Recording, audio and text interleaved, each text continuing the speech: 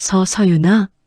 재벌 그룹 이사 강도준이 동네 유치원 앞에서 전처의 이름을 부른 순간 엄마 나왔어. 작은 손이 그녀의 손을 꼭 붙잡았습니다. 그리고 아이가 고개를 드는 찰나 강도준의 얼굴이 새하얗게 굳어버립니다. 말도 안 돼. 너무 닮은 눈매, 너무 익숙한 표정, 그리고 절대 잊을 수 없는 귓불의 점 하나. 전처는 아이의 얼굴을 황급히 감싸 안고 아무 말도 하지 않은 채 그 자리를 피합니다. 하지만 이미 늦었습니다. 이혼으로 끝난 줄 알았던 그날이 유치원 앞에서 다시 시작됐기 때문입니다. 강도준이 무너진 이유, 그리고 그녀가 4년 동안 숨겨온 진실은 지금부터 드러나게 됩니다. 영상 시작 전 채널 구독해 주시면 재밌는 영상을 가장 먼저 받아볼 수 있습니다. 그럼 오늘의 사연 시작합니다. 먼지가 잔뜩 일어나는 청하신도시 대형 복합단지 공사장 앞으로 검은 세단 여러 대가 줄지어 멈춰 섰습니다. 차 문이 열리자 잘 닦인 구두를 신은 강도준이 천천히 내렸습니다. 현장에 서 있던 관계자들이 일제히 허리를 굽혔습니다. 어서 오십시오, 이사님. 이사님, 먼 길 오시느라 고생 많으셨습니다. 강도준은 인사에는 거의 반응도 하지 않은 채 귀를 찌르는 공사 소음을 짜증스럽게 흘겨보며 걸음을 옮겼습니다. 비서들과 현장 소장이 바짝 따라붙었습니다. 현장 소장이 서둘러 도면을 펼쳤습니다. 이사님, 이번 상가 핵심 부지가 바로 이 구역입니다. 유동인구가 가장 많은 동선이고요. 여기랑 여기.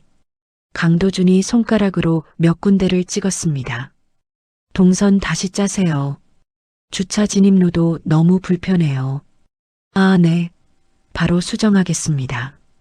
강도준은 무심하게 고개를 끄덕이다가 문득 길 건너편을 바라보았습니다. 낡고 작은 유치원 건물이 보였습니다. 유치원 정문 앞에는 꽃배달 트럭 한 대가 서 있었고 한 여자가 화분을 하나씩 내려놓고 있었습니다. 강도준의 걸음이 멈췄습니다. 도면 위에 있던 시선이 천천히 그 여자의 뒷모습으로 옮겨갔습니다. 여자는 화분을 내려놓고 허리를 펴더니 손등으로 이마에 땀을 닦았습니다. 그 순간 강도준의 눈이 크게 흔들렸습니다. 서윤아. 입술이 떨리며 거의 들리지 않는 소리가 새어나왔습니다. 옆에 있던 김 실장이 고개를 갸웃했습니다. 이사님? 지금 뭐라고 하셨습니까? 강도준은 대답하지 못했습니다. 눈은 오직 길 건너편 이서윤에게만 고정돼 있었습니다. 그때 유치원 유리문이 벌컥 열리며 작은 아이가 뛰어나왔습니다. 엄마.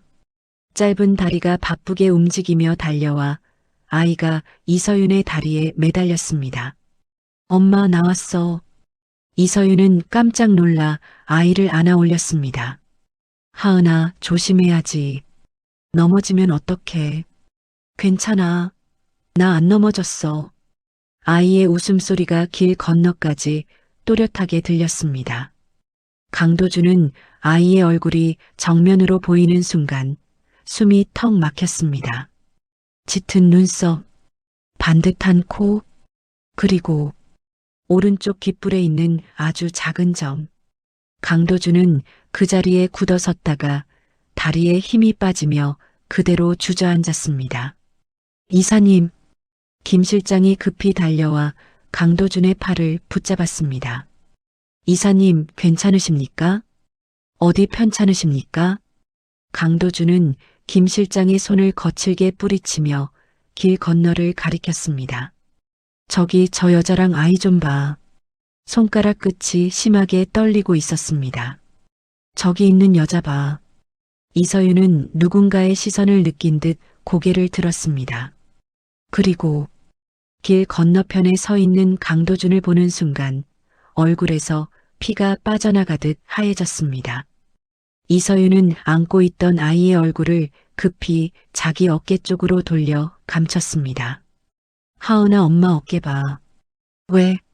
그냥 잠깐만. 이서윤은 아이를 안은 채 꽃트럭 쪽으로 빠르게 걸어갔습니다.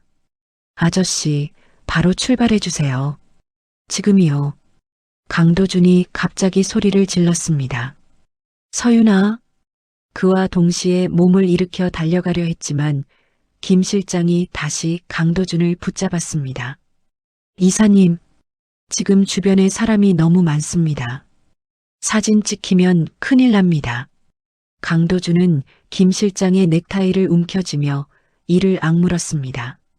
당장 저 차 번호 찍어. 이사님, 지금 당장 저 여자랑 아이 어디로 가는지 한순간도 놓치지 말고 따라붙어. 김 실장은 당황한 얼굴로 고개를 끄덕였습니다. 알겠습니다. 바로 사람 붙이겠습니다. 꽃트럭이 매연을 뿜으며 골목 안으로 사라졌습니다. 강도준은 트럭이 사라진 자리를 한참 동안 바라봤습니다. 아무 말도 하지 못한 채 허공만 보고 서 있었습니다. 잠시 후 강도준은 차 안으로 돌아와 깊숙이 몸을 기대며 눈을 감았습니다. 4년 전에 그날처럼 밖에는 차가운 빗줄기가 쏟아지기 시작했습니다. 도준은 창밖을 보며 기억하고 싶지 않은 과거의 시간을 떠올렸습니다. 거실 테이블 위에는 이혼 서류가 가지런히 놓여 있었습니다. 박금자 회장이 팔짱을 낀 채 차가운 눈으로 이서윤을 내려다보고 있었습니다. 박금자 회장은 서류를 손끝으로 톡톡 두드리며 말했습니다. 더 끌 이유 없다. 이쯤에서 끝내는 게 서로를 위해서다. 이서윤은 고개를 들지 못한 채 눈물만 떨어뜨리고 있었습니다. 죄송합니다, 회장님. 박금자 회장은 냉정하게 말을 이었습니다. 도준이 인생이 달린 문제다. 네가 물러나는 게 맞아. 강도준은 그 모습을 제대로 보지 못하고 고개를 돌렸습니다. 박금자 회장이 날카롭게 말했습니다. 도준아, 너도 말해라. 언제까지 이렇게 서 있을 거냐? 강도준은 입술을 깨물다 힘겹게 입을 열었습니다. 서윤아. 이서윤이 고개를 들었습니다. 우리 이제 그만하자. 이서윤의 눈이 크게 흔들렸습니다. 도준 씨, 나도 많이 지쳤어. 이 싸움도 이 생활도 다. 이서윤은 급히 일어나 강도준의 소매를 붙잡았습니다. 도준 씨, 제발이요. 제가 꼭 해야 할 말이 있어요. 한 번만, 딱 한 번만 제 말 좀 들어주세요. 손이 떨리고 있었습니다. 지금 아니면 안 돼요. 강도준은 잠시 머뭇거리다 이서윤의 손을 떼어냈습니다. 무슨 말을 더 해? 이미 다 끝난 일이잖아. 그리고 단호하게 말했습니다. 어머니 말씀대로 하자. 그게 맞아. 도준 씨. 강도준은 아무 대답도 하지 않고 자리에서 일어나 거실을 나가버렸습니다. 뒤에서 이서윤의 울음소리가 터져나왔지만 그는 돌아보지 않았습니다. 이서윤은 비를 맞으며 대문 밖으로 쫓기듯 나섰고 강도준은 창가에 서서 그 뒷모습만 바라보고 있었습니다. 그리고 이제야 그날 서윤이 하려던 말이 무엇이었는지 떠올리고 있었습니다. 강도준은 본사 집무실로 돌아와 창밖을 보며 생각에 잠겼습니다. 김 실장이 서류 봉투를 들고 조용히 들어와 책상 위에 놓았습니다. 김 실장이 조심스럽게 말을 꺼냈습니다. 이사님, 조사한 내용입니다. 서류를 넘기며 덧붙였습니다. 이서윤 씨는 이혼 직후 신도시 외곽으로 이사했습니다. 강도준은 급하게 서류를 낚아챘습니다. 생활은 어떻게 하고 있지? 내가 준 위자료는? 왜 이런 낡은 동네에서 살고 있는 거야? 김 실장이 고개를 저었습니다. 위자료는 한 푼도 쓰지 않았습니다. 전액 공익재단에 기부했습니다. 뭐? 강도준은 이마를 짚고 책상을 세게 내리쳤습니다. 그 돈을 다 내놓고 혼자 아이를 키웠다고? 도대체 왜 그런 짓을 해? 김 실장이 사진과 서류 한 장을 내밀었습니다. 아이 이름은 강하은입니다. 출생신고일을 보시면 강도준의 손가락이 날짜 위에 멈췄습니다. 이혼하고 7달. 숨이 거칠어졌습니다. 내 아이였어. 그날 서윤이가 하려던 말이 이거였어. 눈시울이 붉어지며 서류 위로 눈물 한 방울이 떨어졌습니다. 김 실장이 낮은 목소리로 말했습니다. 현재는 늘봄이라는 작은 꽃집을 운영하고 있습니다. 미혼모 지원금을 받으며 생활 중입니다. 형편은 많이 어렵습니다. 강도준은 갑자기 자리에서 일어났습니다. 집 주소. 김 실장이 놀라 물었습니다. 지금 가시려고요? 이미 밤이 늦었습니다. 이사님. 강도준은 재킷을 걸치며 말했습니다. 지금 안 가면 문을 열며 낮게 내뱉었습니다. 내가 미쳐버릴 것 같아. 주소 당장 보내. 강도준은 직접 차를 몰아 김 실장이 알려준 낡은 빌라촌으로 향했습니다. 좁은 골목길에 차를 세운 도준은 어둠 속에 잠긴 건물을 올려다보았습니다. 2층 창가에서 노란 불빛이 새어나오고 있었습니다. 커튼 사이로 아이를 씻기는 듯한 그림자가 분주하게 움직였습니다. 이서윤은 하얀 수건으로 아이의 머리를 닦아주며 말하고 있었습니다. 고개 조금만 숙여, 하은아. 물 들어가. 엄마 간지러워. 조금만 참아. 금방 끝나. 오늘 유치원에서 뭐 했어? 그림 그렸어. 엄마 꽃? 그래. 엄마 꽃이 제일 예뻤어? 응. 아이의 웃음소리가 새어나왔고 이서윤도 작게 웃으며 아이의 볼을 쓰다듬었습니다. 강도준은 운전대를 꽉 잡은 채 그 모습을 바라보고 있었습니다. 서윤아. 작게, 아주 작게 불렀습니다. 내가 정말 목이 막혀 말이 이어지지 않았습니다. 내가 정말 못됐다. 차 유리창에 이마를 기대고 조용히 울음을 터뜨렸습니다. 미안하다. 너무 미안하다. 불이 꺼질 때까지 강도준은 그 자리를 떠나지 못했습니다.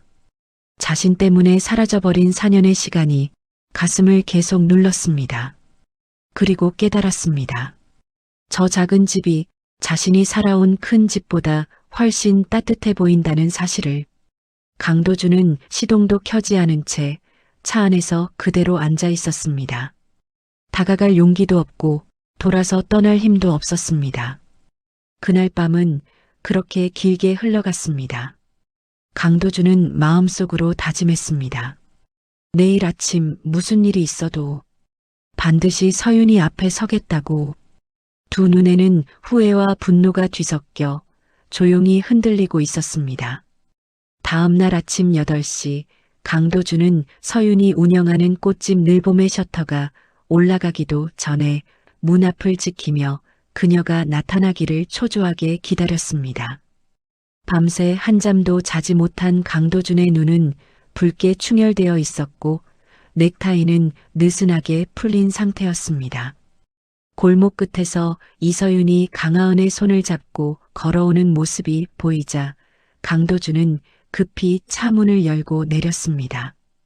강하은을 유치원 버스에 태워보낸 이서윤이 혼자 꽃집으로 걸어오다가 입구에 서 있는 강도준을 발견하고 발걸음을 멈추었습니다. 이서윤은 못 볼 것을 보았다는 듯 고개를 돌리며 차갑게 말했습니다. 여기 왜 또 온 거야? 우리 집에 이제 더 올 이유 없잖아. 강도준이 이서윤의 앞을 가로막으며 절박한 목소리로 물었습니다. 서윤아, 어제 본 아이 말이야. 하은이, 내 아이 맞지? 왜 숨겼어? 왜 나한테 한마디도 안 한 거야? 이서윤은 가방끈을 꽉 움켜쥐며 강도준의 시선을 피했습니다. 착각하지 마. 내 아이일 뿐이야. 당신과는 아무 상관없는 아이니까 이름 함부로 부르지 마. 강도준이 이서윤의 어깨를 붙잡으며 목소리를 높였습니다. 거짓말하지 마. 아이 얼굴이 내 어릴 때랑 똑같아. 귓불에 있는 점까지 똑같은데 어떻게 내 자식이 아니라고 해? 이서윤은 강도준의 손을 거칠게 뿌리치며 눈을 부라렸습니다. 설령 당신 핏줄이라고 해도 달라지는 건 없어. 4년 전 그 비 오는 날 당신이 나를 어떻게 버렸는지 벌써 잊었어? 내 뱃속에 아이가 있다고 말하려던 내 손을 뿌리친 건 당신이야. 강도준은 심장을 찔린 듯한 표정으로 입술만 달싹였습니다. 그때는 어머니가 그렇게까지 하실 줄 몰랐어. 서윤아, 내가 정말 잘못했어. 이서윤이 가게 열쇠를 꺼내 셔터를 올리며 냉정하게 대답했습니다. 사과 따위 필요 없어. 내 인생에서 당신은 죽은 사람이야. 다시는 나타나지 마. 이서윤이 가게 안으로 들어가 버리려던 찰나 꽃집 아르바이트생 미나가 자전거를 타고 나타났습니다. 미나는 위압적인 분위기를 풍기는 강도준을 경계하며 이서윤의 앞을 막아섰습니다. 미나가 자전거에서 내리며 강도준을 위아래로 훑어보았습니다. 언니, 이 사람 누구야? 왜 아침부터 여기서 행패야? 이서윤은 미나의 뒤로 숨으며 낮은 목소리로 대답했습니다. 모르는 사람이야. 신경 쓰지 말고 들어가자. 미나가 가방에서 휴대폰을 꺼내들며 강도준에게 엄포를 놓았습니다. 아저씨, 자꾸 이러면 경찰에 신고할 거예요. 좋은 말로 할 때 당장 가세요. 강도준은 어쩔 줄 몰라 하며 김 실장이 기다리는 차로 돌아갔습니다. 김 실장이 백미러로 이서윤의 꽃집을 살피며 강도준에게 물었습니다. 이사님, 일단 회사로 들어가시는 게 좋겠습니다. 회장님께서 사람을 붙이신 것 같습니다. 강도준은 김 실장의 말에 주먹을 꽉 쥐며 창밖을 노려보았습니다. 한편 JS그룹 본사의 회장실에서는 박금자 회장이 비서가 건넨 사진들을 훑어보고 있었습니다. 사진 속에는 강도준이 꽃집 앞에서 이서윤과 실랑이를 벌이는 모습이 담겨 있었습니다. 박금자 회장이 사진을 책상 위에 던지며 싸늘하게 웃었습니다. 기어이 찾아냈구나. 핏줄이 무섭긴 무서운 모양이야. 옆에 서 있던 비서가 고개를 숙이며 박금자 회장에게 보고했습니다. 이사님께서 아이의 존재를 확실히 아신 것 같습니다. 어떻게 조치할까요? 박금자 회장이 찻잔을 들며 차갑게 명령했습니다. 아이는 JS의 핏줄이니 데려와야겠지만 그 애미는 안 된다. 스스로 제 발로 떠나게 만들어. 박금자 회장은 비서에게 무언가 은밀한 지시를 내렸고 비서는 곧바로 방을 나갔습니다. 그 시각 이서윤의 꽃집 늘봄에 험악하게 생긴 산에 3명이 들이닥쳤습니다. 그들은 가게 안의 화분을 발로 차고 집기를 부수며 이서윤을 위협하기 시작했습니다. 사내 중 한 명이 테이블을 내리치며 서윤에게 소리쳤습니다. 야, 내 남동생이 빌린 돈 어떻게 할 거야? 오늘까지 안 갚으면 이 가게 다 때려 부순다고 했지? 이서윤은 미나를 등 뒤로 숨기며 떨리는 목소리로 대답했습니다. 동생 빚을 왜 저한테 그러세요? 전 그 돈 구경도 못 해봤어요. 사내가 이서윤의 머리채를 잡으려는 듯 손을 뻗으며 윽박질렀습니다. 가족이면 연대 책임 몰라. 돈 없으면 몸으로라도 때우든지. 그때 가게 문이 세차게 열리며 강도준과 김 실장 그리고 경호원들이 안으로 들이닥쳤습니다. 강도준은 사내의 팔목을 낚아채며 그대로 비틀어 버렸습니다. 사내가 비명을 지르며 바닥으로 쓰러졌고 나머지 사내들도 당황하며 뒤로 물러났습니다. 강도준이 사내의 가슴팍을 구두로 짓누르며 차갑게 물었습니다. 누가 시켰어? 너희 같은 잡범들이 감히 누구한테 손을 대? 사내가 고통에 일그러진 얼굴로 소리쳤습니다. 우리는 그냥 시키는 대로 했을 뿐입니다. 돈 빌려준 곳에서 시켰다고요. 강도준은 김 실장에게 눈짓을 했고 김 실장은 사내들의 품에서 장부를 빼앗아 확인했습니다. 김 실장이 강도준에게 다가와 귓속말로 속삭였습니다. 이사님, 이 사채업체 배우가 본사 재무팀과 연결되어 있습니다. 회장님께서 움직이신 게 분명합니다. 강도준은 눈동자가 분노로 파르르 떨렸습니다. 사내들이 도망치듯 꽃집을 빠져나갔고 강도준은 엉망이 된 가게를 보며 이서윤에게 다가갔습니다. 서윤아, 괜찮아? 어디 다친 데는 없어?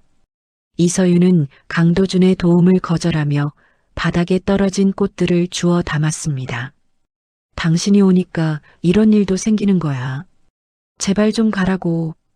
이서윤은 결국 주저앉아 울음을 터뜨렸고 옆에 있던 미나가 강도준을 원망스럽게 쳐다보았습니다. 강도준은 김 실장을 통해 과거의 추악한 진실을 하나 더 알게 되었습니다. 4년 전 이서윤이 이혼 직후 박금자 회장을 찾아가 임신 사실을 알렸을 때의 일이었습니다. 김 실장이 조심스럽게 태블릿 PC를 내밀며 말했습니다. 이사님, 당시 본가 지하 주차장 CCTV 기록을 복구했습니다. 회장님께서 이서윤 씨를 지하 창고로 끌고 가라고 지시하시는 장면이 담겨 있습니다. 화면 속에서 이서윤은 만삭에 가까운 배를 움켜쥐고 무릎을 꿇은 채 울고 있었습니다. 박금자 회장은 그런 이서윤을 향해 약 봉투를 던지며 매정하게 돌아섰습니다. 강도준은 화면을 차마 다 보지 못하고 주먹으로 책상을 내리쳤습니다. 어머니가 내 자식을 죽이려고 하셨단 말이야? 어떻게 사람이 그럴 수가 있어? 강도준은 분노에 차서 본가로 차를 몰았습니다. 강도준은 본가 거실로 들어가 큰 소리로 박금자 회장을 불렀습니다. 박금자 회장은 여유롭게 소파에 앉아 잡지를 보고 있었습니다. 강도준이 박금자 회장 앞에 서류 뭉치를 던지며 소리쳤습니다. 어머니, 어떻게 저한테 이러실 수가 있습니까? 서윤이한테 사람 보내서 협박하고 4년 전엔 아이까지 지우라고 하셨다면서요. 박금자 회장이 잡지를 덮으며 차분하게 대답했습니다. 내 앞날을 위해서였다. 그 천박한 애가 우리 JS의 안주인이 되는 걸 내가 어떻게 보고만 있니? 강도준이 떨리는 목소리로 반박했습니다. 천박하다니요. 제 아이를 가진 여자였습니다. 제 아들이라고요. 박금자 회장이 자리에서 일어나 강도준의 뺨을 세게 때렸습니다. 감히 어디서 목소리를 높이니? 내 덕에 이 자리에 앉아있는 놈이. 강도준은 맞은 뺨을 만지지도 않은 채 박금자 회장을 노려보았습니다. 이제 더는 어머니 뜻대로 살지 않겠습니다. 서윤이랑 하은이 제가 지킬 겁니다. 박금자 회장이 비웃으며 대답했습니다. 지키겠다고? 네가 가진 모든 것을 내려놓고도 그런 소리가 나올지 보자구나. 강도준은 뒤도 돌아보지 않고 본가를 빠져나왔습니다. 강도준은 차 안에서 김 실장에게 긴급한 지시를 내렸습니다. 서윤과 하은을 안전하게 숨길 수 있는 장소를 마련하라는 명령이었습니다. 강도준이 핸들을 꽉 쥐며 김 실장에게 말했습니다. 김 실장, 당장 내가 개인적으로 관리하던 별장 비워둬. 아무도 모르게 생필품이랑 가구 다 들여놓고. 김 실장이 걱정스럽게 물었습니다. 회장님께서 가만히 계시지 않을 텐데 괜찮으시겠습니까? 강도준이 단호한 눈빛으로 대답했습니다. 내 모든 걸 걸어서라도 지킬 거야. 그게 내가 지금 할 수 있는 유일한 일이야. 그때 김 실장의 휴대폰으로 다급한 연락이 왔습니다. 김 실장이 전화를 끊고 하얗게 질린 얼굴로 강도준을 쳐다보았습니다. 이사님, 회장님께서 이서윤 씨가 있는 꽃집 건물 전체를 매입하셨답니다. 지금 당장 강제 철거를 시작한다고 합니다. 강도준은 경악하며 다시 이서윤의 꽃집으로 차를 돌렸습니다. 꽃집 앞에는 벌써 거대한 굴착기가 서 있었고 검은 양복을 입은 사내들이 이서윤을 밖으로 끌어내고 있었습니다. 이서윤은 울부짖으며 가게 안으로 들어가려 했고 미나는 그들을 막아서다 바닥에 팽개쳐졌습니다. 강도준은 멀리서 보이는 그 처참한 광경에 비명을 지르며 엑셀을 밟았습니다. 이제 더는 물러날 곳이 없는 싸움이 시작되었음을 강도준은 직감했습니다. 강도준은 차에서 내리며 사내들을 향해 무섭게 달려갔습니다. 어머니의 잔인함이 끝을 모르고 서윤의 삶을 짓밟고 있었습니다. 강도준은 무너져 내리는 서윤을 품에 안으며 그녀의 귓가에 낮게 속삭였습니다. 미안해 서윤아, 내가 늦었어. 이제 내가 다 책임질게. 이서윤은 도준의 품 안에서 힘없이 늘어지며 정신을 잃어갔습니다. 도준은 자신을 에워싸는 사내들을 매서운 눈으로 노려보며 결코 물러서지 않겠다는 의지를 다졌습니다. 철거 소동이 일어난 지 사흘 뒤 오후 청하신도시의 거리는 언제 그랬냐는 듯 평온한 햇살이 내리쬐고 있었습니다. 이서윤은 엉망이 된 꽃집 정리를 잠시 멈추고 가게 앞에 주차된 세련된 SUV 한 대를 바라보았습니다. 차 문이 열리며 흰 가운 위에 가벼운 겉옷을 걸친 소아과 의사 지우가 내려 이서윤에게 다가왔습니다. 지우가 이서윤의 어깨에 묻은 흙먼지를 털어주며 다정한 목소리로 물었습니다. 서윤 씨, 몸은 좀 어때요? 어제 하은이가 많이 놀랐을 텐데 별일 없었죠? 이서윤은 억지로 미소를 지어 보이며 지우에게 대답했습니다. 선생님 덕분에 하은이는 금방 진정됐어요. 바쁘신데 여기까지 와주셔서 정말 고마워요. 그때 유치원 가방을 맨 강하은이 지우를 발견하고 달려와 지우의 품에 안겼습니다. 강하은이 지우의 목을 끌어안으며 밝게 외쳤습니다. 지우 아빠, 오늘 나랑 같이 맛있는 거 먹기로 했잖아요. 지우는 강하은의 엉덩이를 토닥이며 이서윤의 눈치를 살피더니 웃었습니다. 그래, 하은아. 오늘은 선생님이 하은이 좋아하는 치킨 사줄게. 멀리 떨어진 검은 차 안에서 이 광경을 지켜보던 강도준은 핸들을 꽉 쥔 채 손등에 핏대를 세웠습니다. 강도준의 눈에는 지우의 다정한 손길이 서윤과 아이를 빼앗아 가려는 침입자의 손길처럼 보였습니다. 강도준이 옆에 앉은 김 실장에게 떨리는 목소리로 명령했습니다. 저 남자 누구야? 하은이가 왜 저 사람한테 아빠라고 부르는 거냐고. 김 실장이 태블릿을 넘기며 조심스럽게 설명했습니다. 근처 소아과 원장인 지우라는 사람입니다. 이서윤 씨가 가장 힘들 때부터 하은이의 주치 역할을 해왔다고 합니다. 강도준은 이빨을 가드득 갈며 창문을 내리려다 멈추었습니다. 주치? 단순히 의사랑 환자 보호자 사이라기엔 너무 가깝잖아. 저자가 서윤이 곁에 있는 거 내가 용납 못해. 강도준은 김 실장을 노려보며 차가운 지시를 내렸습니다. 저 병원 뒷조사해. 약점이든 뭐든 찾아내서 이 동네에서 발 못 붙이게 만들어. 질투에 눈이 먼 강도준은 지우의 병원을 압박하기 위해 자신의 인맥을 총동원하기 시작했습니다. 하지만 이 사실을 알게 된 이서윤은 분노에 차서 강도준의 집무실로 단숨에 달려갔습니다. 이서윤이 강도준의 책상 앞에 서서 손바닥으로 책상을 세게 내리쳤습니다. 강도준, 네가 뭔데 지우 선생님 병원을 건드려? 네가 사람이니? 강도준이 의자에서 일어나 이서윤에게 다가가려 했으나 이서윤은 뒤로 물러났습니다. 내가 말했지? 내 아이랑 내 주변 사람들 건드리지 말라고. 넌 4년 전이나 지금이나 돈으로 사람 피 말리는 악마야.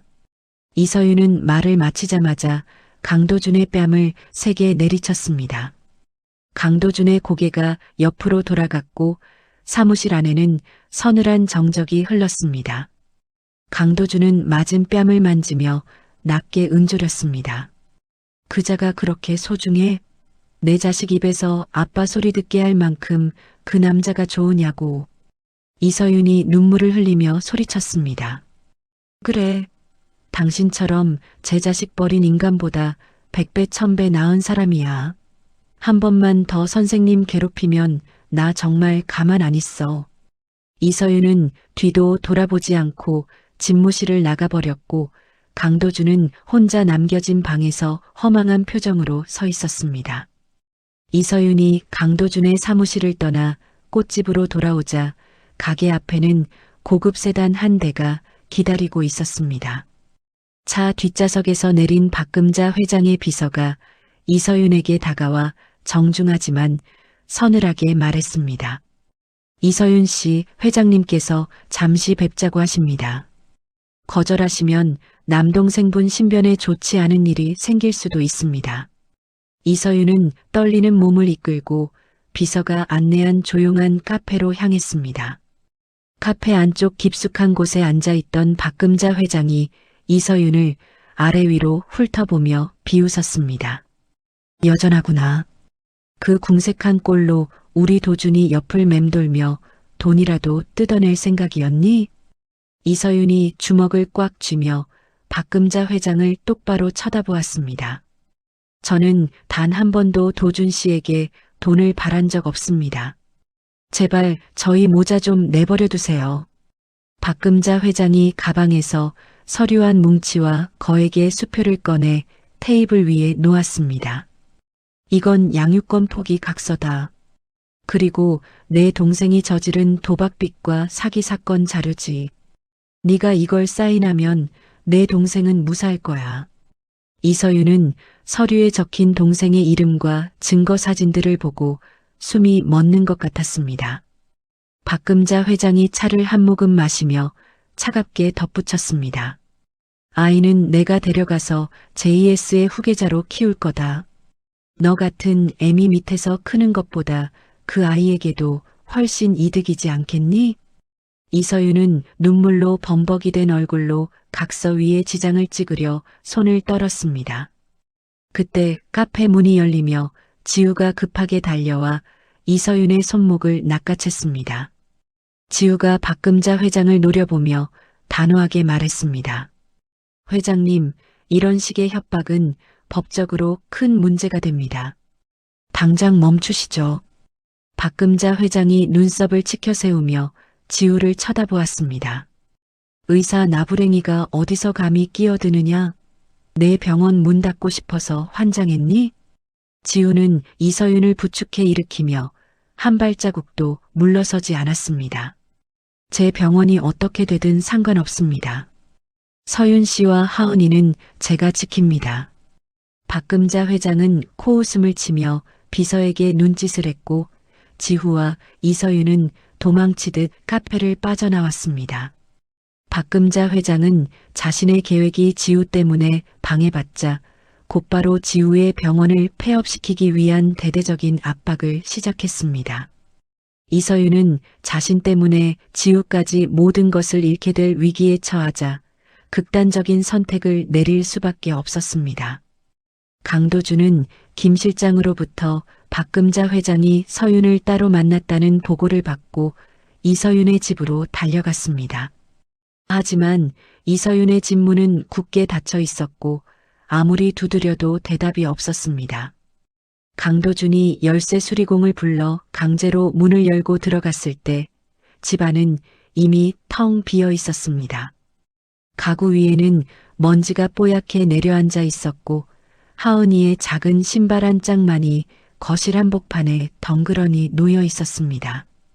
강도준은 무너진 가슴을 부여잡고 방안을 샅샅이 뒤지기 시작했습니다. 책상 위에 놓인 작은 쪽지 하나를 발견한 강도준의 손이 심하게 떨렸습니다. 우리 앞에 나타나지 말아줘. 당신 때문에 소중한 사람들이 다치는 걸 더는 볼 수 없어.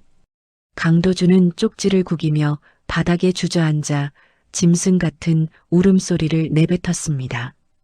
자신의 어머니와 자신의 질투가 결국 서윤과 아이를 또다시 벼랑 끝으로 밀어냈다는 사실에 절망했습니다.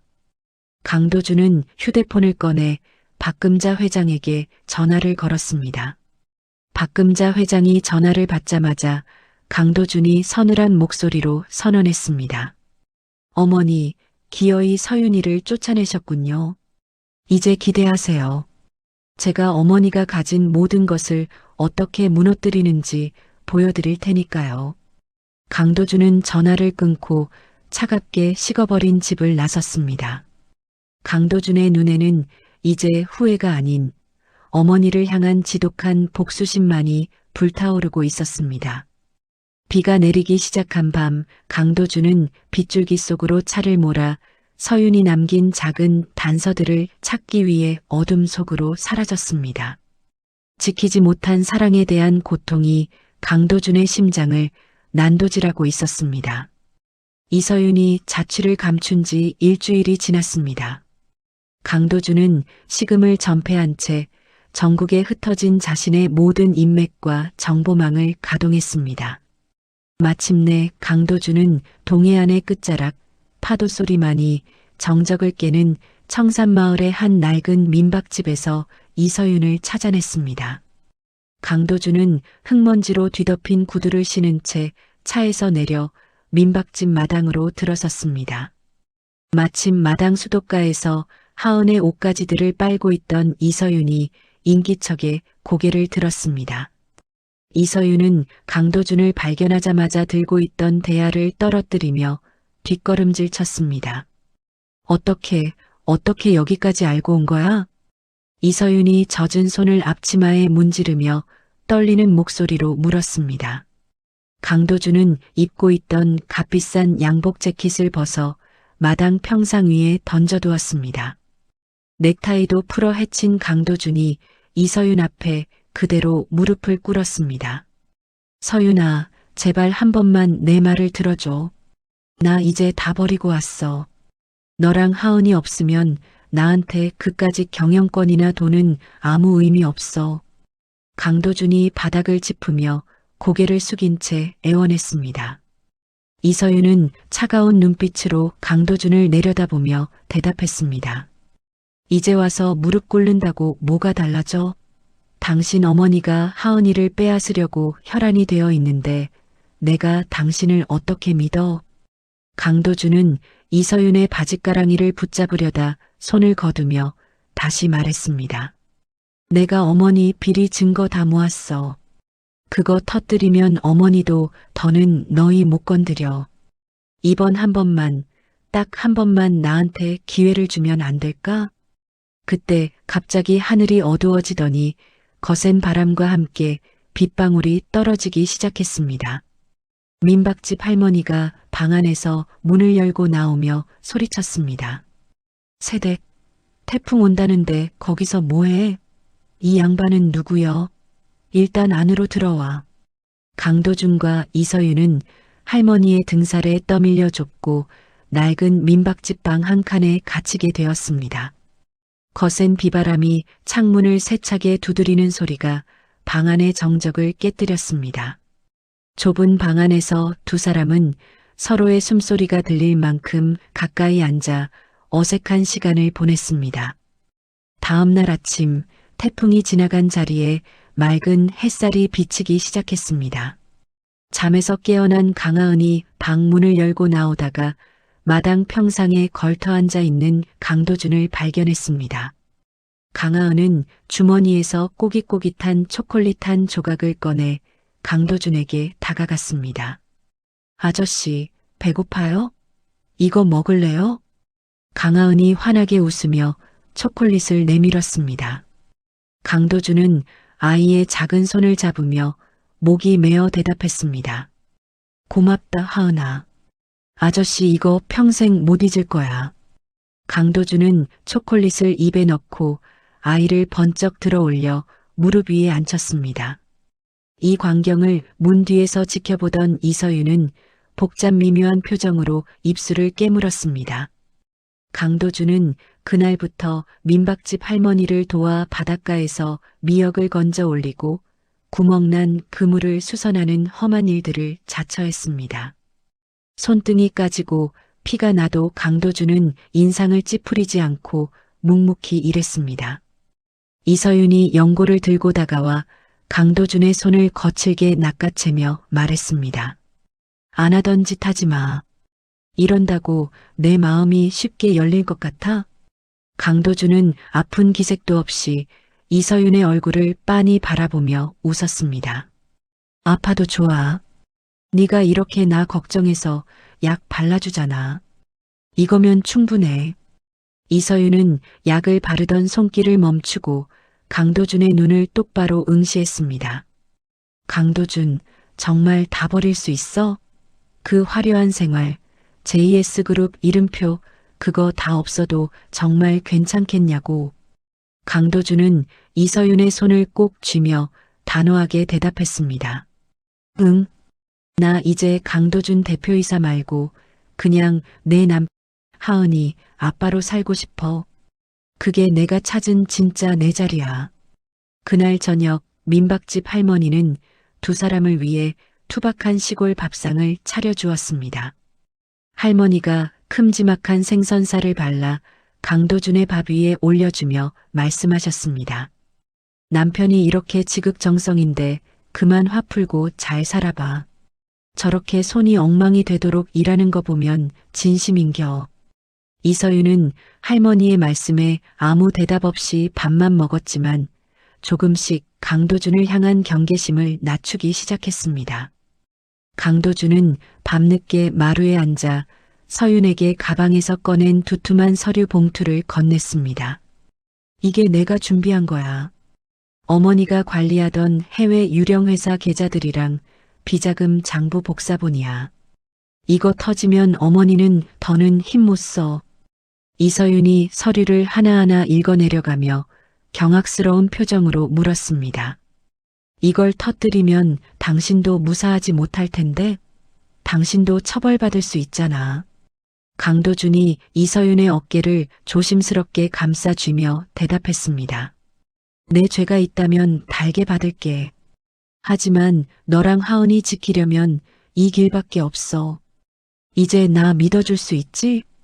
이서윤은 처음으로 도준의 어깨에 머리를 살짝 기댔습니다. 미안해, 도준 씨. 혼자 너무 힘들게 해서. 평화로운 시간도 잠시 민박집 골목 어귀에 검은 양복을 입은 사내들이 나타나기 시작했습니다. 박 회장이 고용한 사내들이 마을 곳곳을 훑으며 민박집을 에워싸는 긴박한 상황이 전개되었습니다. 그때 SUV 한 대가 먼지를 날리며 민박집 마당으로 들이닥쳤습니다. 지우가 차에서 내려 마을 청년의 사람들과 함께 납치범들의 앞을 가로막았습니다. 지우가 사내들을 매서운 눈으로 노려보며 외쳤습니다. 여기는 당신들이 함부로 들어올 곳이 아니야. 당장 꺼지지 않으면 경찰에 신고하기 전에 마을 사람들 손에 먼저 죽을 줄 알아. 마을 청년들이 낙과 몽둥이를 들고 위협하자 사내들은 주춤하며 뒤로 물러났습니다. 지우가 강도준에게 다가가 차 문을 열며 다급하게 말했습니다. 강도준 씨, 내 차 타고 뒷길로 가세요. 서울 가서 당신이 해야 할 일 끝내고 오세요. 서윤 씨랑 하은이는 내가 어떻게든 지키고 있을 테니까. 강도준은 지우의 손을 꽉 잡으며 진심으로 고개를 숙였습니다. 고맙습니다, 선생님. 이 은혜 평생 잊지 않겠습니다. 강도준은 이서윤과 하은을 데리고 지우의 안내를 받아 마을을 무사히 빠져나갔습니다. 도준은 자신의 개인 별장으로 향하는 차 안에서 잠든 하은의 머리를 쓰다듬었습니다. 강하은이 잠결에 강도준의 옷자락을 붙잡으며 잠꼬대를 했습니다. 아빠 가지 마요.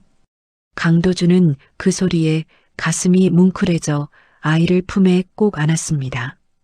별장에 도착한 강도준은 서윤의 손을 잡고 정원을 바라보며 말했습니다. 여기서 며칠만 기다려줘. 내가 다 정리하고 올게. 이제 도망치지 않아도 되는 세상 만들어줄게. 이서윤이 강도준의 넥타이를 반듯하게 고쳐 매주며 대답했습니다. 당신만 믿을게. 다치지 말고 꼭 돌아와야 해. 하은이랑 나 여기서 당신 기다리고 있을게. 강도준은 서윤의 이마에 입을 맞추고 다시 서울로 향하는 차에 올랐습니다. 이서윤은 멀어지는 도준의 차 뒷모습을 보며 두 손을 모아 간절히 기도했습니다. 부디 그 사람이 무사하게 해주세요.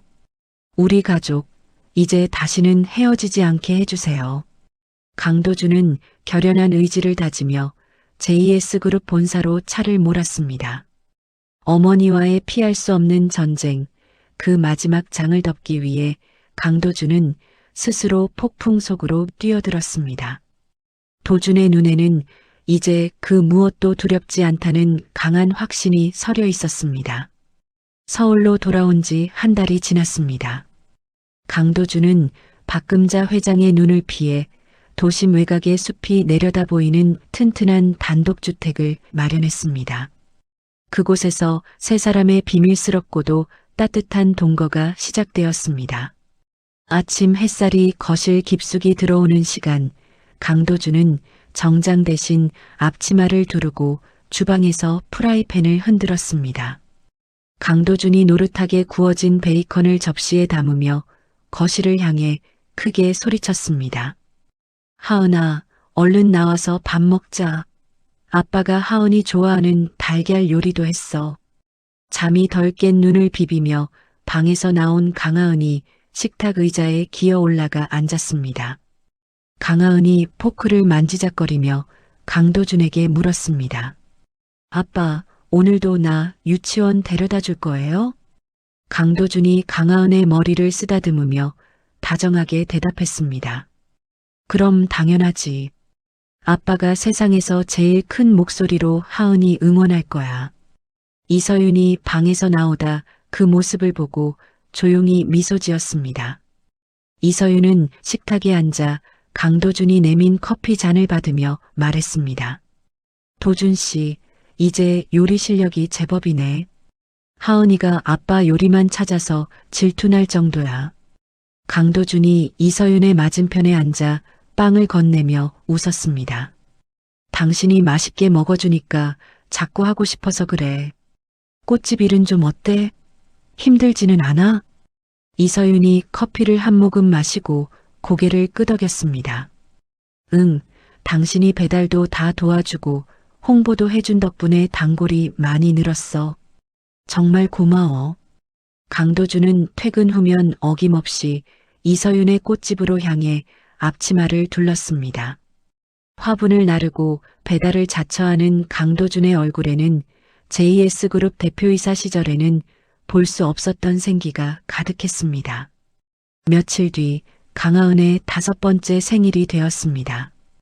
강도준은 마당에 커다란 텐트를 치고 화려한 전구들을 매달아 작은 캠핑 파티를 준비했습니다. 강도준이 케이크에 촛불을 붙이며 하은의 앞에 놓았습니다. 우리 하은이 생일 축하한다.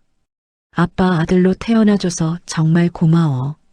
강하은이 두 손을 모으고 눈을 꼭 감더니 촛불을 한 번에 불어 껐습니다.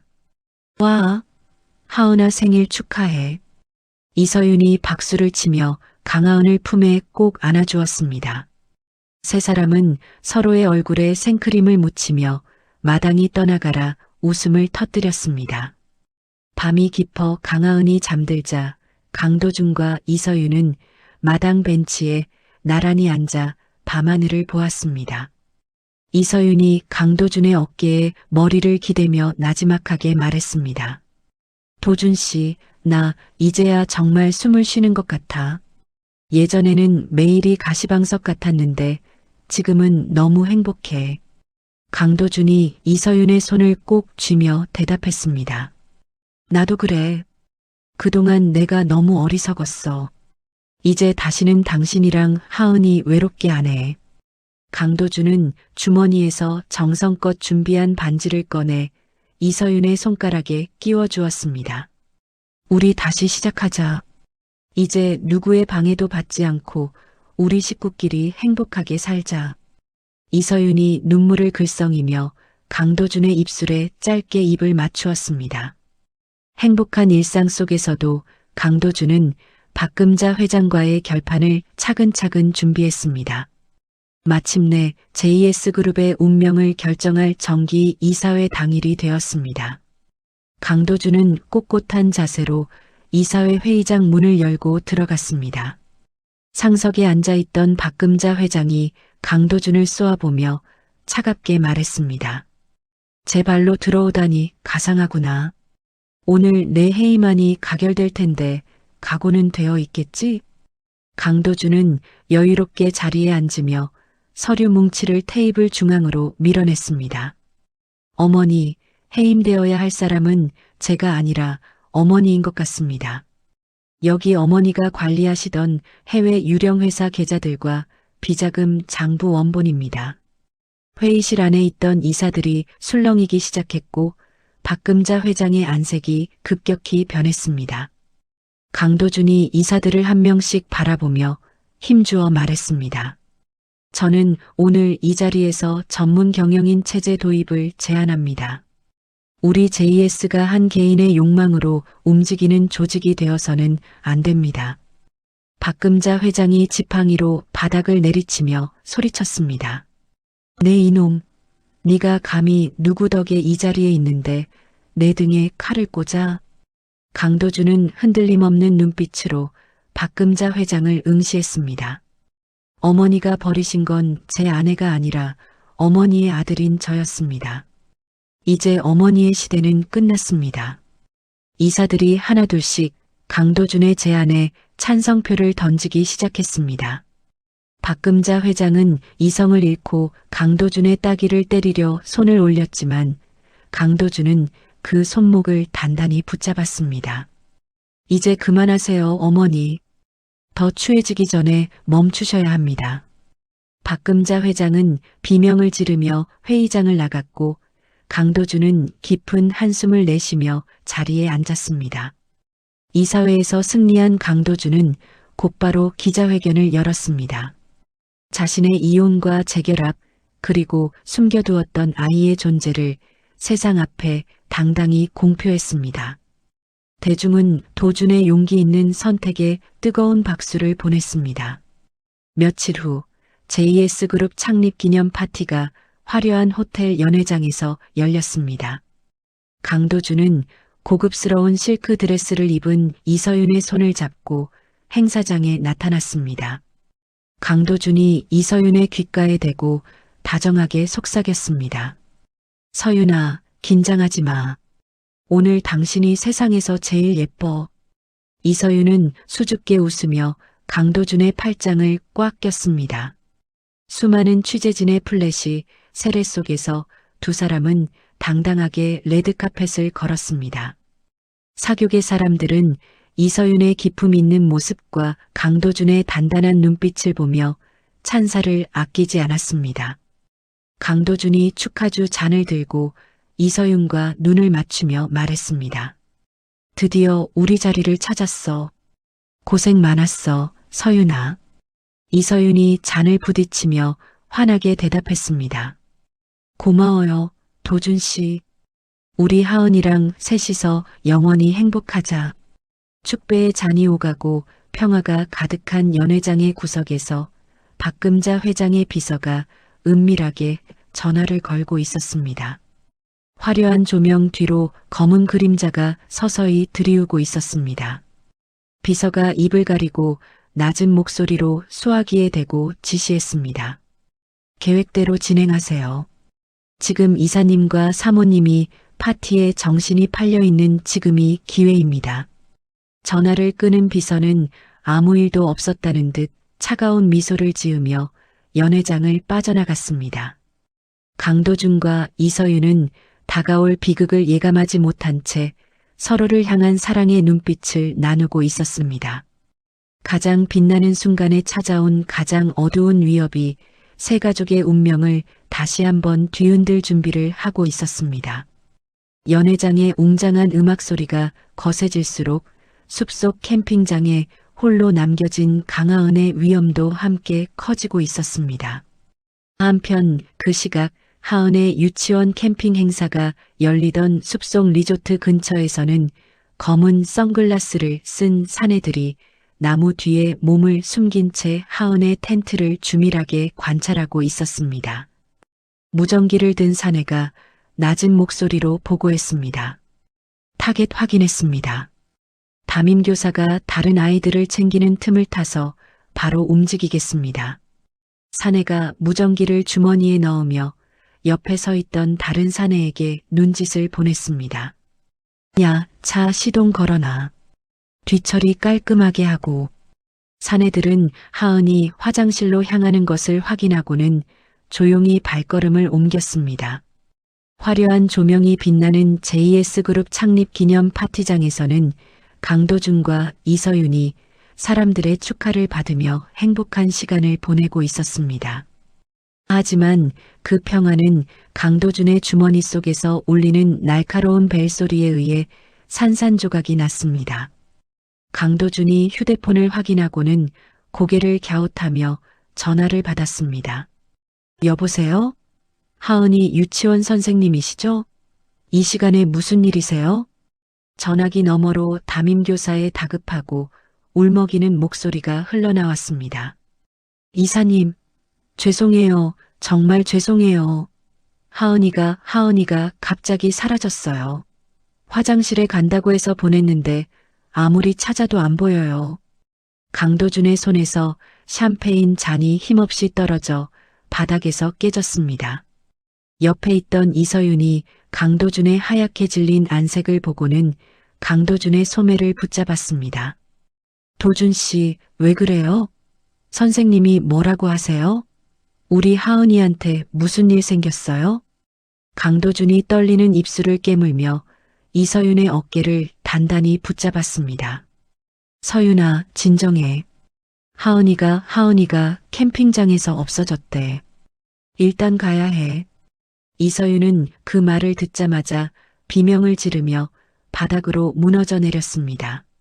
안 돼. 하은아, 우리 하은이 어떡해. 이서윤이 바닥을 치며 오열하자 파티장의 모든 시선이 두 사람에게 쏠렸습니다. 강도준은 이서윤을 부축해 일으키며 김 실장에게 소리쳤습니다. 김 실장, 당장 리조트 근처 모든 CCTV 확보해. 그리고 경찰에는 비밀로 하고 사설 경비팀 전부 가동해. 강도준은 실신한 듯한 이서윤을 차에 태우고 리조트로 향하던 중 발신 번호가 표시되지 않은 전화를 한 통 받았습니다. 전화기 너머에서는 박금자 회장의 서늘한 웃음소리가 들려왔습니다. 강도준이 핸들을 꽉 쥔 채 이빨을 가드득 갈며 물었습니다. 어머니죠? 하은이 지금 어디 있어요? 당장 아이 돌려보내세요. 박금자 회장이 차를 한 모금 마시는 소리를 내더니 차갑게 대답했습니다. 내 손주를 천박한 계집 손에서 키우게 할 수는 없지 않니? 내가 직접 JS의 후계자답게 가르칠 거다. 영국의 좋은 학교를 알아봐 놨으니 걱정 마라. 강도준이 소리를 지르며 엑셀을 세게 밟았습니다. 어머니, 제발 그만하세요. 하은이 몸도 약한 아이예요. 무슨 일이 생기면 저 어머니 절대 용서 안 해요. 박금자 회장이 비웃으며 덧붙였습니다. 아이를 찾고 싶으면 네가 가진 경영권 사퇴 서류랑 비자금 장부 원본 가지고 와라. 내 인내심도 그리 길지 않다는 걸 알 텐데. 강도준은 전화를 끊고 주먹으로 운전대를 내리쳤습니다. 옆 좌석에서 정신을 차린 이서윤이 하얗게 질린 얼굴로 강도준을 쳐다보았습니다. 하은이 천식약. 하은이 약 없으면 안 되는데. 선생님한테 물어보니까 하은이 가방이 리조트에 그대로 있대요. 이서윤은 숨을 헐떡이며 자신의 가슴을 쥐어뜯었습니다. 하은아, 아파서 어떡해. 엄마가 미안해. 엄마가 지켜주지 못해서 미안해. 고속도로를 질주하는 납치 차량 안에서는 하은이 쌕쌕거리는 거친 숨소리를 내며 좌석에 쓰러져 있었습니다. 아이의 얼굴은 이미 파랗게 질려 있었고 작은 손은 허공을 허우적거렸습니다. 운전대를 잡은 사내가 백미러를 보며 인상을 찌푸렸습니다. 야, 꼬맹이 상태가 이상한데? 왜 저렇게 숨을 못 쉬어? 옆자리에 앉은 사내가 하은의 어깨를 흔들며 짜증 섞인 목소리로 대답했습니다. 몰라, 겁먹어서 그런 거 아냐? 조금 있으면 괜찮아지겠지. 일단 빨리 항구 쪽으로 가. 강하은이 가느다란 목소리로 아빠를 부르며 눈물을 흘렸습니다.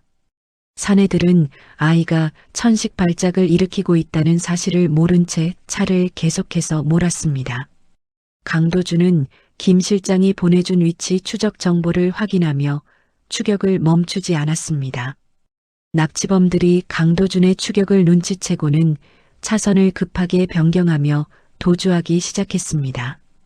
강도준은 가드레일을 아슬아슬하게 스치면서도 납치 차량의 뒤를 바짝 붙었습니다. 서윤아, 하은이 약 잘 들고 있어. 내가 저 차 무조건 세울게. 이서윤은 떨리는 손으로 네뷸라이저를 품에 꼭 안고 창밖을 응시했습니다. 납치 차량은 인천항 부근의 낡고 어두운 폐창고 안으로 미끄러지듯 들어갔습니다. 강도준은 타이어 타는 냄새를 풍기며 창고 문 앞에 차를 급하게 세웠습니다. 강도준은 차에서 내리자마자 창고 문을 박차고 안으로 뛰어들어갔습니다. 창고 안에는 박금자 회장의 신복 3명이 하은을 에워싸고 서 있었습니다. 강도준이 바닥에 쓰러져 호흡 곤란을 겪는 하은을 발견하고는 눈이 뒤집혔습니다. 하은아, 아빠 여기 있어. 너희들 당장 비켜. 사내들이 주머니에서 칼과 몽둥이를 꺼내들며 강도준의 앞을 가로막았습니다. 사내 중 한 명이 칼날을 번뜩이며 강도준을 위협했습니다. 가까이 오지 마. 서류랑 장부부터 내놔. 강도준은 대답 대신 사내의 팔목을 낚아채며 그대로 주먹을 날렸습니다. 강도준은 사투를 벌이며 사내들의 공격을 온몸으로 받아냈습니다. 몽둥이가 강도준의 어깨와 등을 강타했지만 강도준은 하은에게서 시선을 떼지 않았습니다. 그때 옆에 있던 사내가 도망치려던 하은을 붙잡으려 하자 강도준이 그 사이로 몸을 던졌습니다. 날카로운 칼날이 강도준의 옆구리를 깊게 파고들었습니다. 으윽! 강도준이 신음하며 바닥에 한쪽 무릎을 꿇었지만 다른 손으로는 끝내 하은의 손을 잡았습니다. 강도준은 피가 배어나오는 옆구리를 움켜쥐며 하은을 자신의 품 안으로 끌어당겼습니다. 하은아, 괜찮아. 이제 괜찮아. 아빠가 있잖아. 이서윤이 경찰들과 함께 창고 안으로 들이닥치며 비명을 질렀습니다. 도준 씨, 하은아. 범인들은 경찰이 나타나자 창고 뒷문으로 도망치려다 포위되었습니다. 이서윤이 하은의 입에 급히 호흡기를 갖다 대며 울부짖었습니다. 강하은은 호흡기를 통해 겨우 숨을 들이마시며 강도준의 얼굴을 만졌습니다. 아빠 아파요? 나 때문에 아픈 거예요? 강도준은 정신이 혼미해지는 와중에도 하은을 보며 힘겹게 미소 지었습니다. 아니야, 아빠 안 아파. 우리 하은이 이제 숨 잘 쉬네. 그거면 됐어. 강도준은 서윤의 손을 꼭 쥐며 그대로 의식을 잃고 바닥으로 쓰러졌습니다. 창고 안에는 이서윤의 통곡 소리와 멀리서 들려오는 사이렌 소리가 뒤섞여 울려 퍼졌습니다. 병원 복도는 긴박하게 움직이는 의료진의 발소리와 기계음으로 가득 찼습니다. 강도준은 차가운 수술실로 들어갔고 이서윤은 강하은을 품에 안은 채 수술실 앞 의자에 털썩 주저앉았습니다.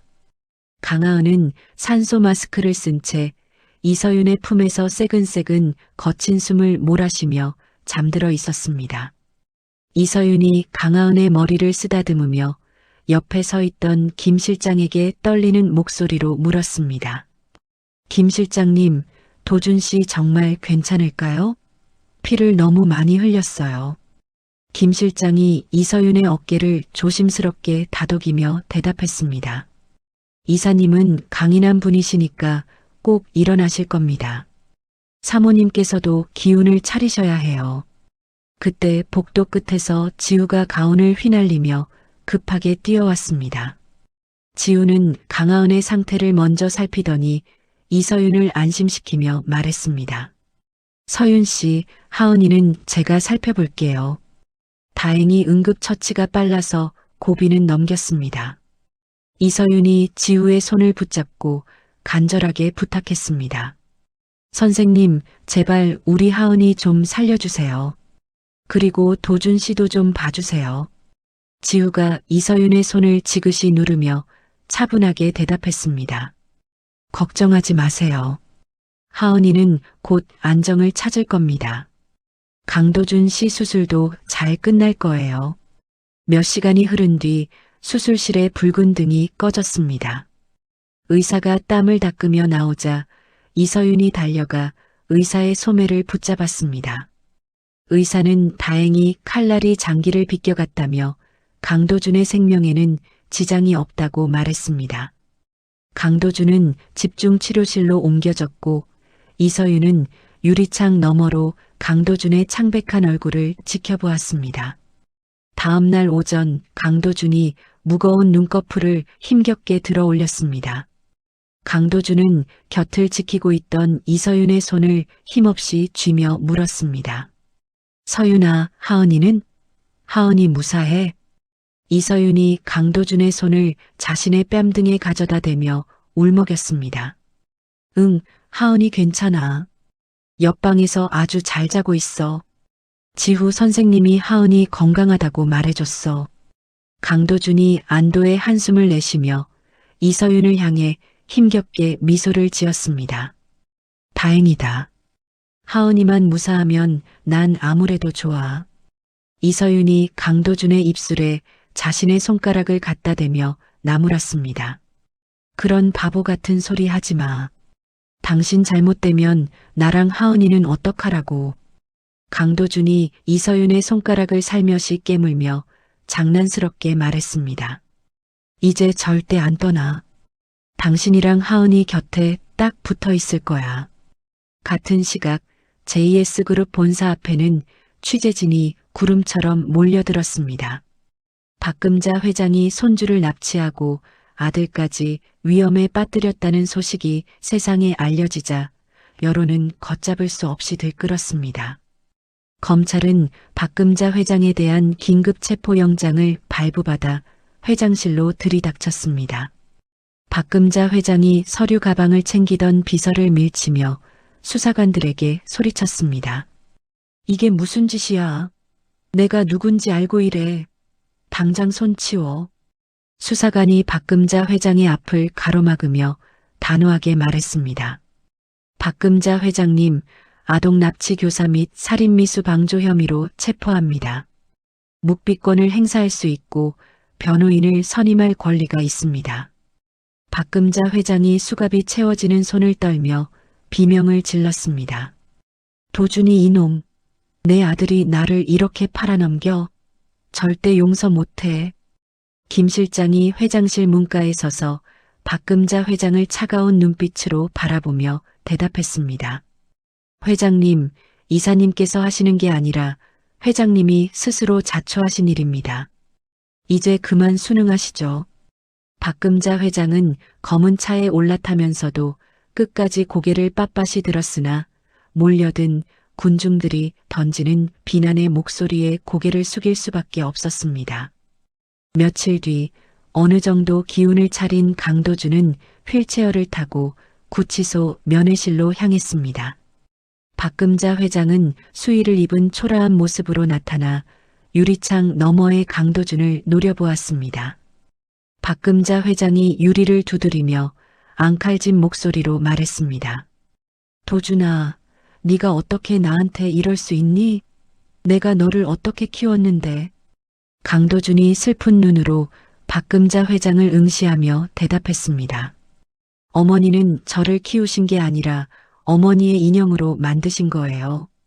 서윤이를 짓밟고 제 아들까지 죽음으로 몰아넣으신 순간 어머니는 제 어머니가 아니셨습니다. 박금자 회장이 눈물을 흘리며 거짓 섞인 하소연을 시작했습니다. 다 너를 위해서였다. 그 아이도 JS의 후계자로 만들려고 내가 데려온 거야. 내 마음을 그렇게 모르겠니? 강도준이 고개를 저으며 박금자 회장의 말을 잘랐습니다. 아니요, 하은이는 어머니의 욕망을 채울 도구가 아닙니다. 이제 어머니가 하실 일은 진심으로 참여하시는 것뿐이에요. 박금자 회장이 유리를 긁으며 소리를 질렀습니다. 너 후회할 거야. 나 없이 네가 뭘 할 수 있을 것 같아. 강도준은 더 이상 대꾸하지 않고 휠체어를 돌려 면회실을 나왔습니다. 병실로 돌아온 강도준은 김 실장을 불러 미리 준비해둔 서류를 내밀었습니다. JS그룹의 경영권 승계 포기 각서와 자신의 전 재산 절반을 사회에 환원한다는 내용이 담긴 문서였습니다. 강도준이 펜을 놓으며 김 실장에게 담담하게 말했습니다. 김 실장님, 이제 이 무거운 짐을 내려놓으려 합니다. JS그룹은 이제 전문 경영인들에게 맡기세요. 김 실장이 깜짝 놀라 서류를 확인하며 물었습니다. 이사님, 정말 괜찮으시겠습니까? 평생 일궈오신 자리 아닙니까? 강도준이 이서윤과 강하은이 침대에서 장난치는 모습을 바라보며 대답했습니다. 제 진짜 자리는 저기입니다. 돈과 명예보다 저 웃음소리를 지키는 게 저한테는 더 중요해요. 김 실장이 강도준의 결연한 태도에 고개를 숙이며 경의를 표했습니다. 이사님의 뜻을 존중합니다. 깔끔하게 정리하도록 하겠습니다. 강도준은 이서윤의 손을 잡으며 이제 정말 자유로워졌다고 속삭였습니다. 강도준의 경영 일선 퇴진과 재산 환원 소식은 대중에게 큰 감동을 주었습니다.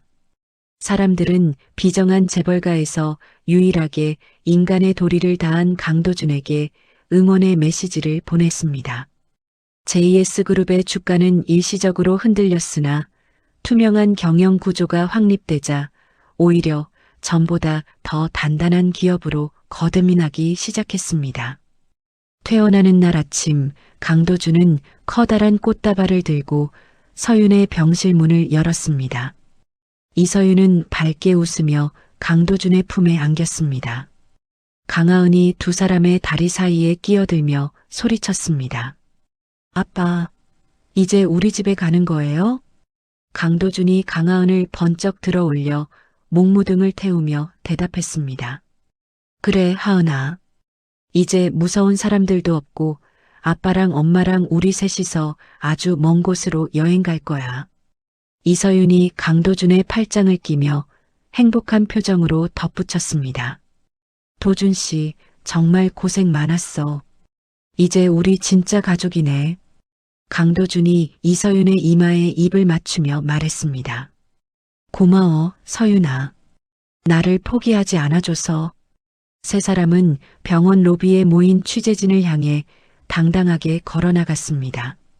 강도준은 수많은 플래시 세례 속에서도 이서윤과 강하은의 손을 결코 놓지 않았습니다. 한편 지우는 병원 주차장에서 세 사람의 뒷모습을 조용히 지켜보고 있었습니다. 지우의 발치에는 커다란 배낭 하나가 놓여 있었습니다. 지우가 배낭을 메며 옆에 서 있던 간호사에게 말했습니다. 이제 제 소임은 다한 것 같네요. 아프리카로 떠나는 비행기 시간이 다 됐습니다. 간호사가 아쉬운 표정으로 지우를 바라보며 물었습니다. 원장님, 정말 이렇게 갑자기 떠나시는 거예요? 서윤 씨한테 인사도 안 하시고요? 지우가 미소를 지으며 차에 올라타 대답했습니다. 저보다 더 훌륭한 보호자가 옆에 있으니까요. 인사는 나중에 편지로 하죠. 지우는 차 시동을 걸고 병원 정문을 빠져나갔습니다. 지우는 거울을 통해 보이는 강도준과 이서윤의 행복한 미소를 보며 가벼운 마음으로 자신의 새로운 길을 향해 엑셀을 밟았습니다. 어둠을 뚫고 나온 빛이 세 가족의 앞날을 환하게 비추고 있었습니다. 이제 그들에게 남은 것은 온전한 평화와 사랑뿐이었습니다. 도심의 소음이 전혀 들리지 않는 한적한 바닷가 마을에 어느덧 2달이라는 시간이 흘렀습니다. 파도 소리가 정겹게 들리는 언덕 위에는 하얀 벽면이 인상적인 작은 집 한 채가 자리를 잡았습니다. 집 앞에는 하은인의 꽃집이라는 소박한 간판이 걸려 있었고 마당에는 색색의 꽃들이 제각기 향기를 뽐내고 있었습니다. 강도주는 이른 아침부터 화려한 슈트 대신 편안한 면바지에 앞치마를 두르고 마당으로 나왔습니다. 강도주는 커다란 물조리개를 들고 화분 하나하나에 정성스럽게 물을 주며 콧노래를 흥얼거렸습니다. 이서윤이 꽃집 문을 열고 나오며 강도준의 등 뒤에서 장난스럽게 말을 건넸습니다. 강씨 아저씨, 오늘 아침부터 너무 열심히 일하는 거 아니에요? 그러다 허리 다치겠어요. 강도준이 허리를 펴며 이서윤을 향해 환하게 웃어 보였습니다. 사장님, 이 정도 일은 일도 아니죠. 우리 서윤 사장님이 시키는 일이라면 바다에 뛰어들어서 조개라도 따올 수 있습니다. 이서윤이 강도준에게 다가가 이마에 맺힌 땀을 수건으로 닦아주며 대답했습니다. 말은 잘해요.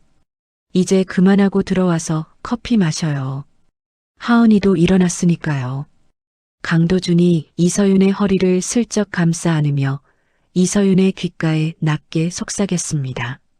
서윤아, 나 정말 지금이 너무 좋아.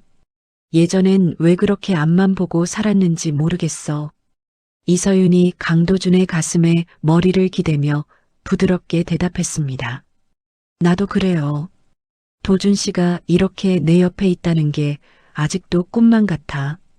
마을 주민들은 강도준이 왕년의 대기업을 이끌던 대단한 인물이었다는 사실을 알고 있었지만 이제는 그저 다정한 하은이 아빠로 그를 대했습니다.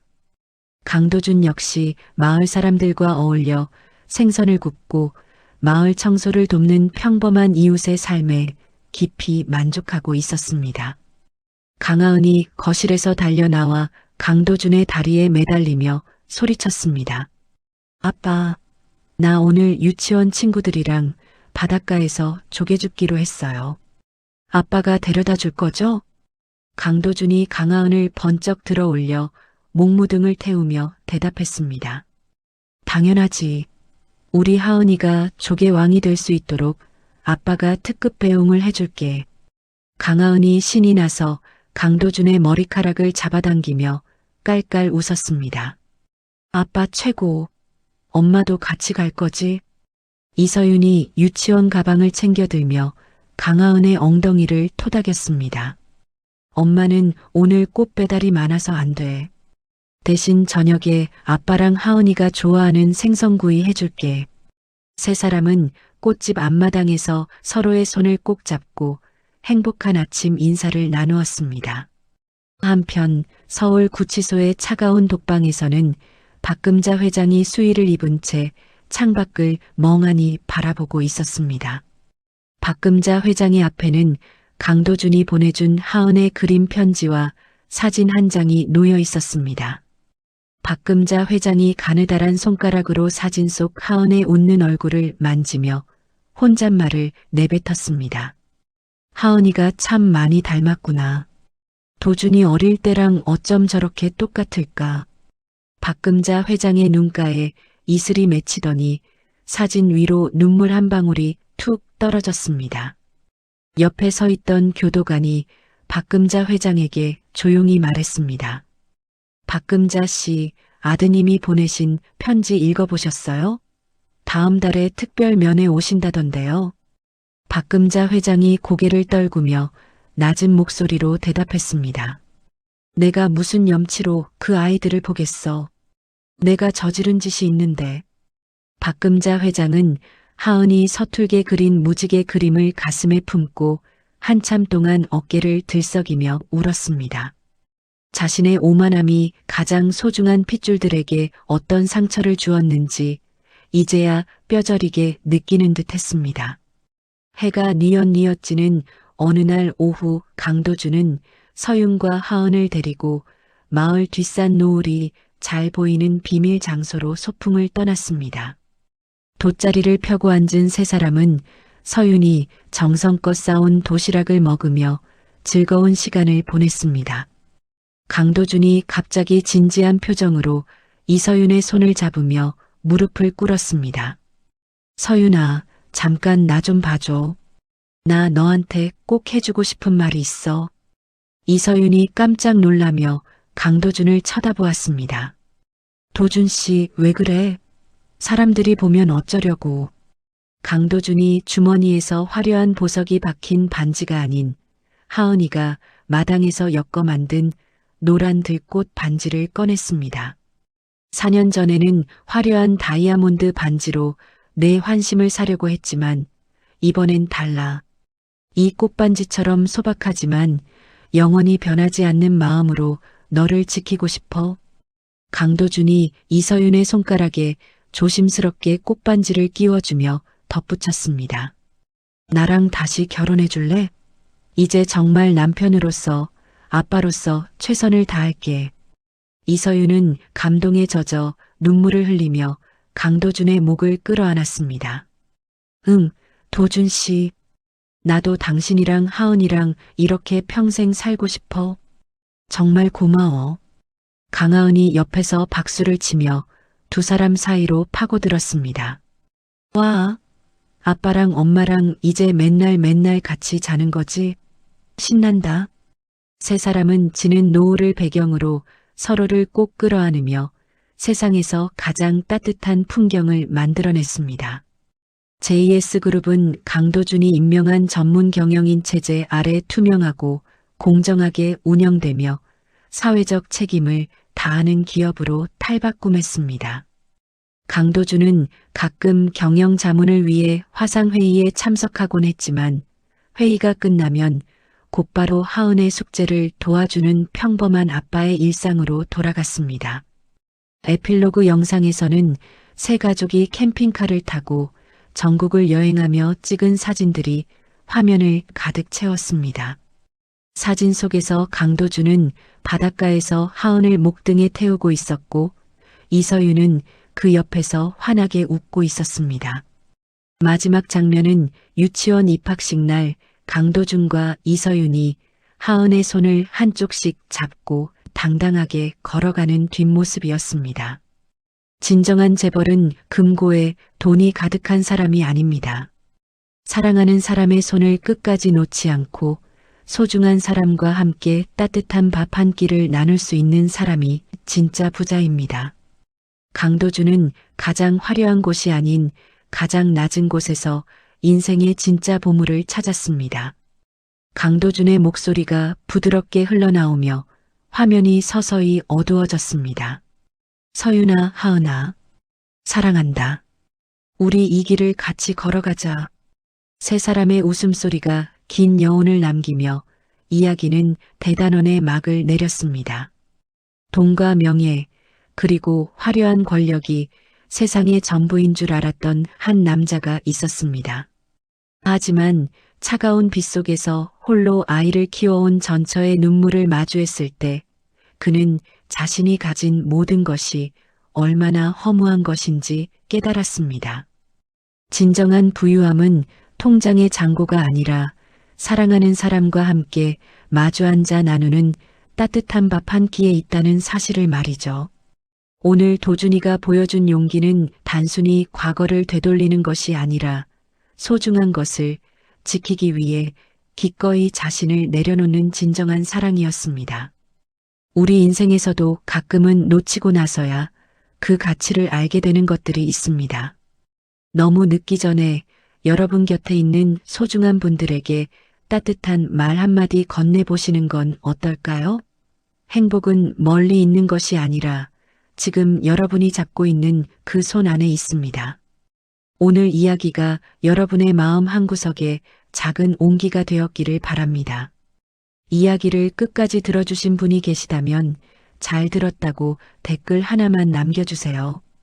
감사합니다.